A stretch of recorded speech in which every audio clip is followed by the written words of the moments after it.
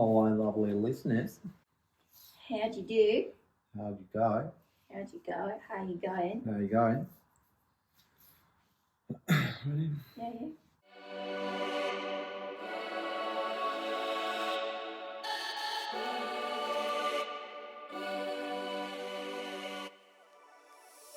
Hi everyone, welcome back to Afters with Joe and Chelsea.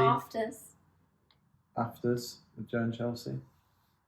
Oh yeah, you gave me shit for that. The first one that we did. Yeah.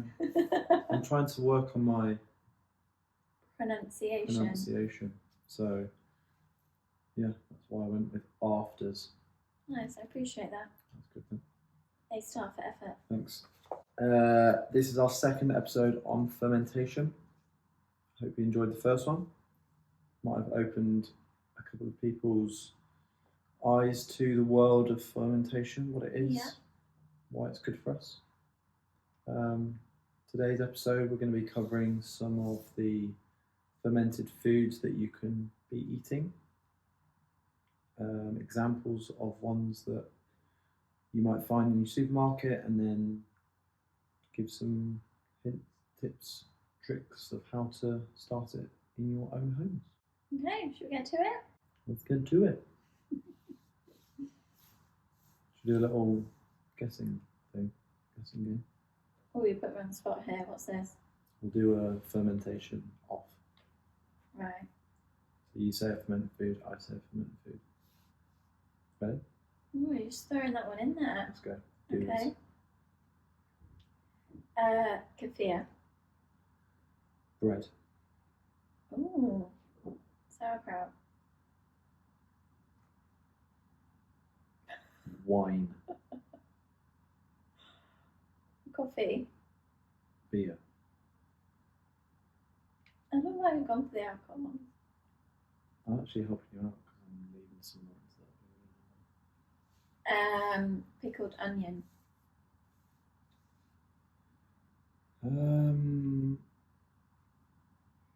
Kombucha. Ooh, that's a good one. Kimchi.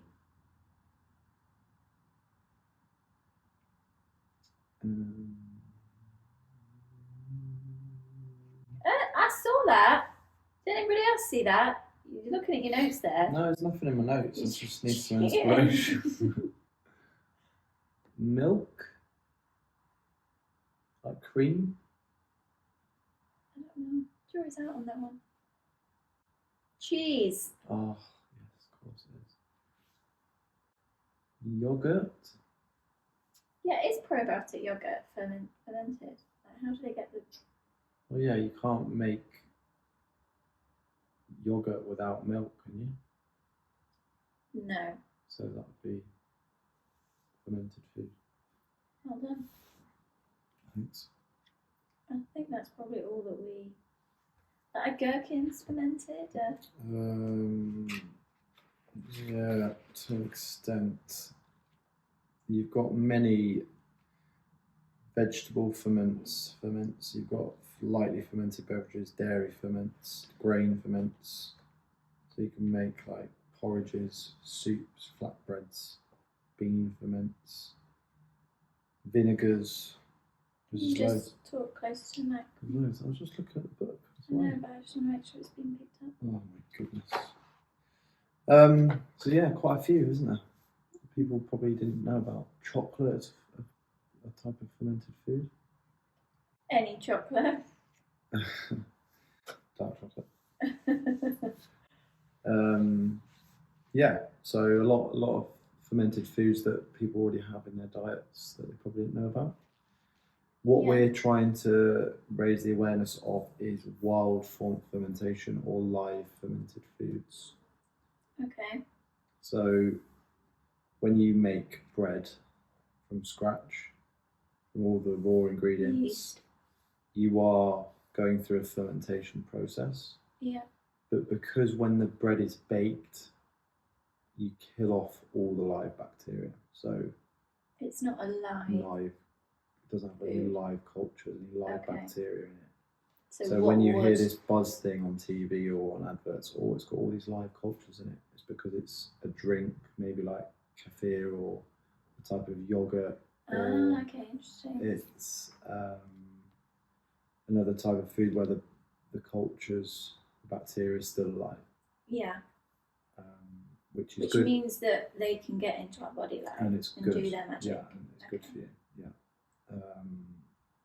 Now, doesn't mean bread's necessarily bad for you because the bacteria's been killed, but It's just not alive. But if you want the biggest benefits from fermented foods that you're looking to get for your gut or for your immune system, you would want to eat those fermented foods that have live For cultures in. example, if you've been on a course of antibiotics because you've been ill, Yeah. that wipes your good and bad bacteria in your gut. So if you wanted to replenish that, it would be more advisable to eat more live cultured foods. Yeah. Yeah? Nice.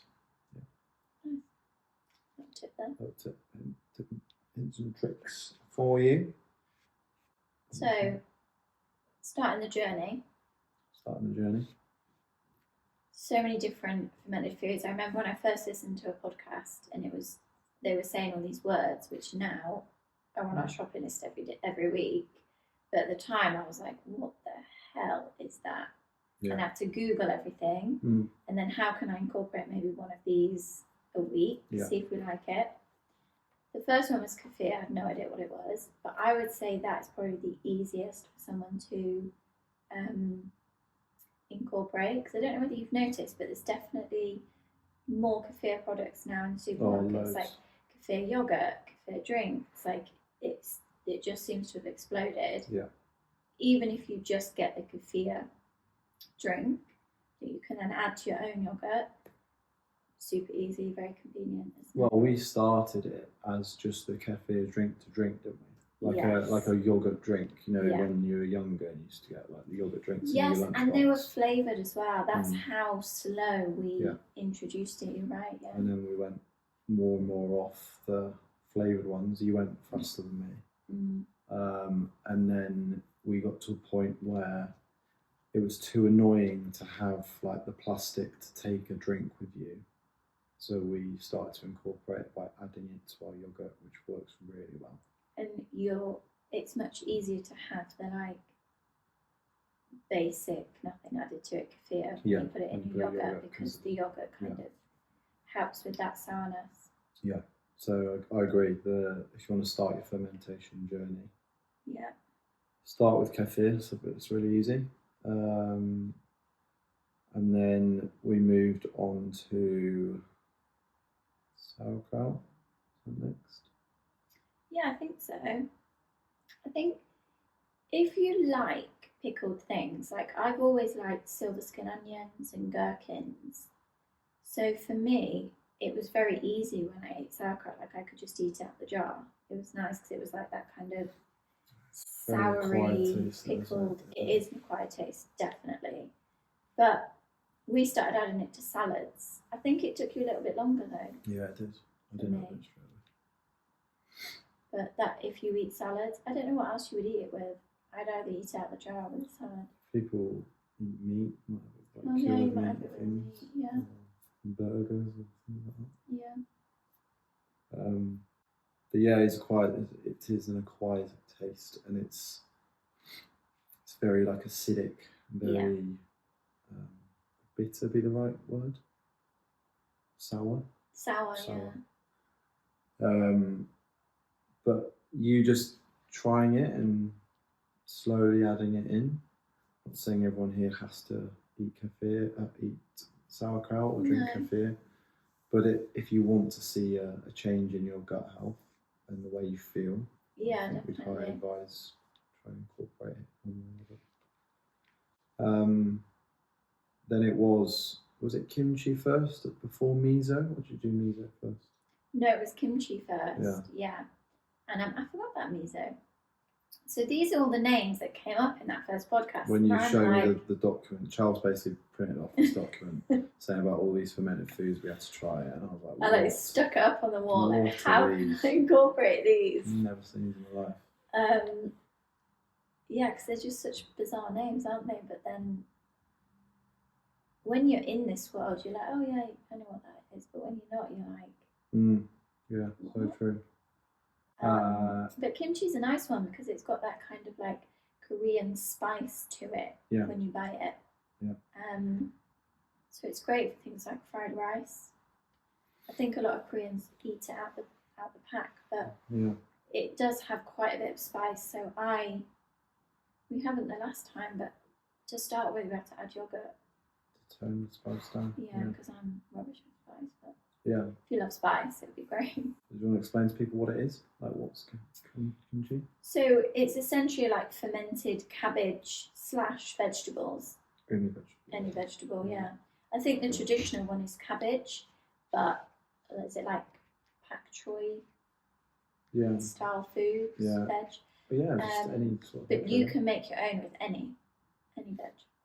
So you're getting a variety of vegetables, and then you're putting your chosen kind of spice paste into it to then create it. We'll talk about it a bit more detail later on, but that's the kind of difference between kimchi and sauerkraut. Because sauerkraut is just salt. It's just cabbage, and it's just really salty. It's almost in like a brine, like a liquid.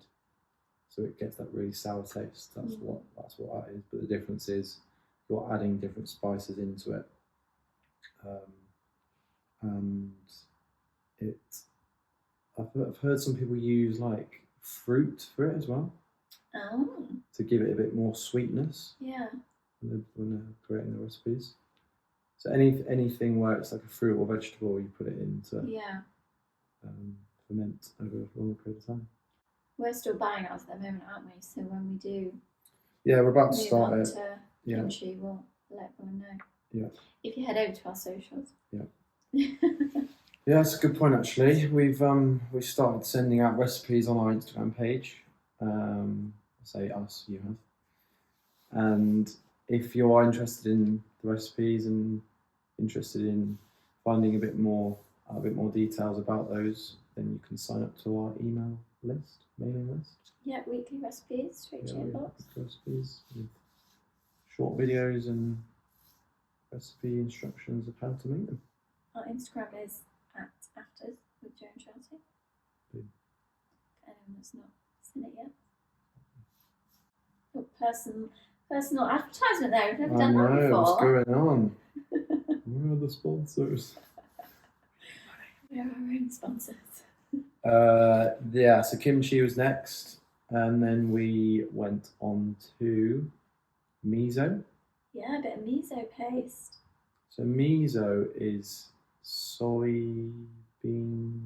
Yeah, I think it's fermented soybean. Yeah. Yeah.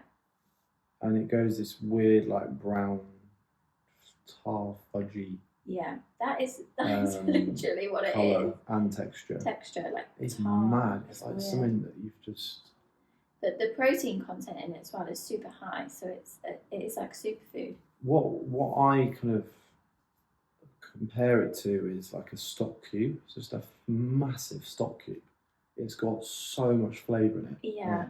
I actually use it for stock cube. Yeah, we do use it as an alternative for stock cube sometimes, don't we? It's got a very, what would you say, almost like a meaty, sweet taste, like a full-bodied taste to it.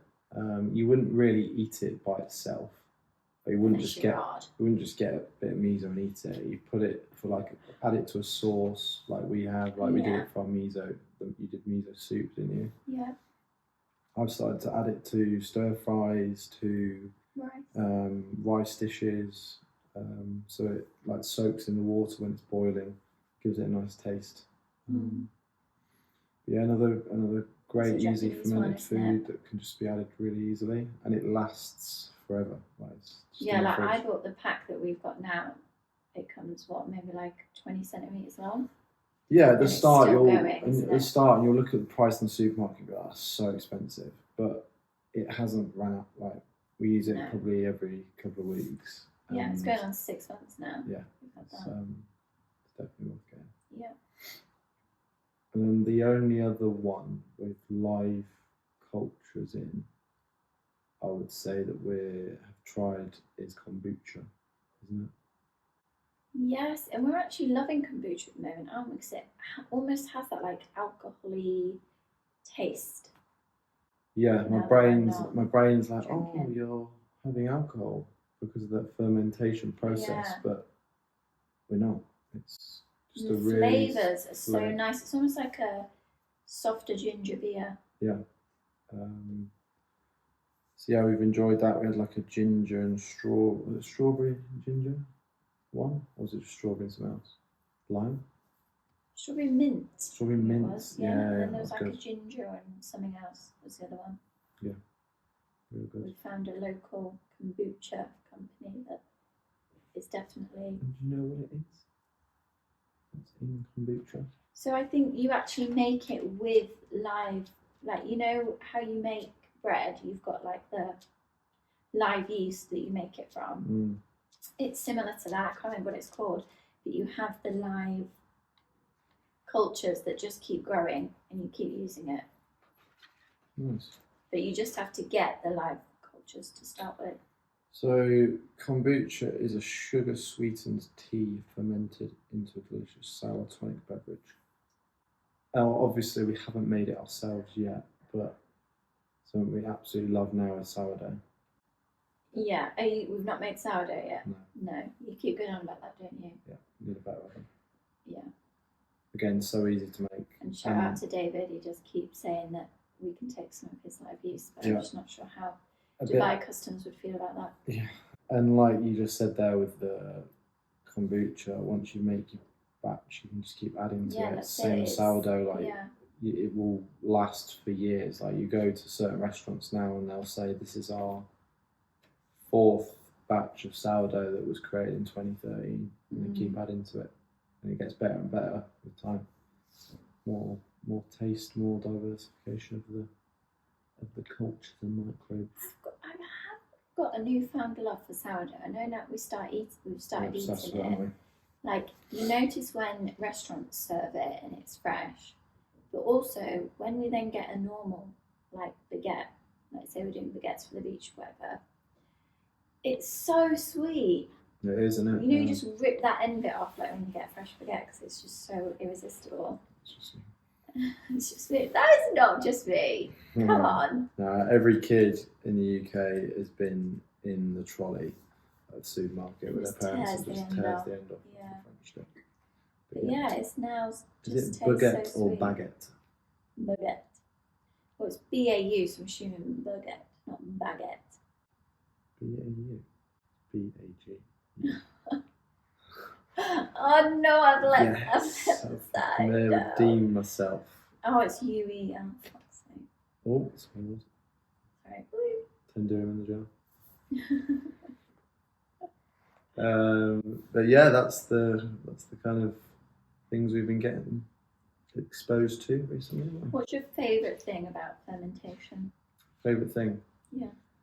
I think a little bit like certain other things, like once you start to find out a little bit more about how big it is and how much there is to learn and try and make yourself, like it makes it quite not addictive but very interesting to keep going. Like, there's certain things that we've been on with our journey, how like self-improvement journey, where you try one thing and it's like, oh yeah, okay, and then you just do it or you don't. Whereas with this, there's so many avenues to go down. Like it will impact our life because of what we're going to be doing with it, because it's food, because it's things you're putting in your body, food and drink. It can take you so many places. Like we're obviously talking about this coffee journey that we're going to be going on. You just announced something there. That's another. That's again fermentation. Like that wouldn't be possible without fermentation. The sourdough thing. We're excited to go to try different sourdoughs. Where we want to start trying to find more kombucha.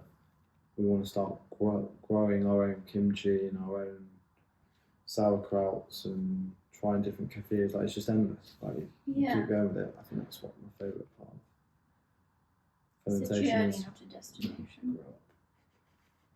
What about you? What's your favourite thing? Grow up.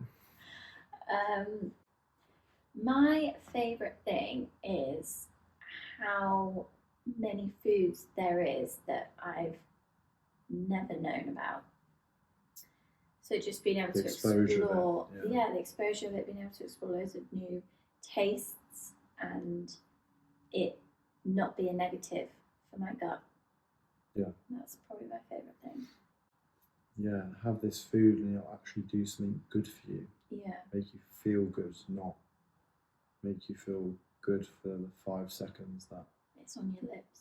Cream egg is in your mouth and then just downhill from there.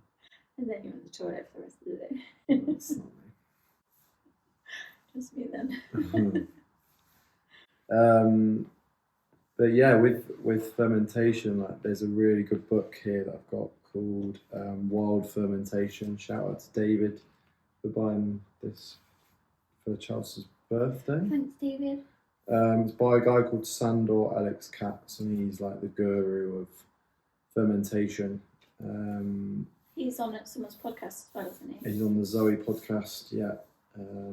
Not a fan of the voices on the Zoe podcast. A little bit irritating, but there's some good stuff on there, like health-wise and gut health-wise. Yeah, it's good, isn't it? And the book's title here, above Wild Fermentation, is the book that started the fermentation revolution, and I couldn't agree more.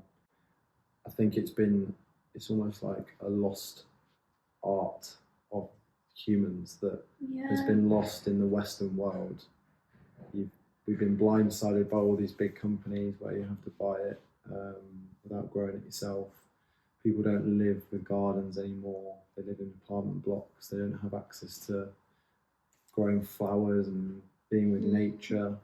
And this is a really good way to allow you to do that and still be inside and do stuff without having to use the... more accessible to like grow veg, isn't it? Especially if you're in an apartment. Sure. So yeah, I highly recommend this book for people that want to start their fermentation journey in terms of making things at home. Kefir's got to be the easiest one to do. Yeah, even sauerkraut. We've been putting recipes up on our Instagram for anyone who's interested. But when you see all these things, you're like, oh, that looks so hard to do, or we'll never be able to do that, we'll get it wrong. Literally, kefir, we saw a video on Zoe or on Tim Spector's Instagram. You have a shop-bought kefir bottle. You then add that to a jar, and then you add 75% milk to it. Mm-hmm. So the total volume of it, 75% of it is then going to be milk, and you leave it for a couple of days, a couple of days, 24 hours. Yeah, it depends on how you want it. In a warmer location, and then that's it, it's done. Easy as that. How much money you're saving making that. We've seen a big difference, haven't we? Money saving. But yeah, fermentation. Do it. Try it out. Fermentation for the nation. Yeah, lovely. But yeah, if you have any other questions surrounding fermentation, hit us up on our socials, and look out for our recipes. Give them a go. Yeah, we'd love to hear your feedback on it. Yeah. Lovely. See you soon.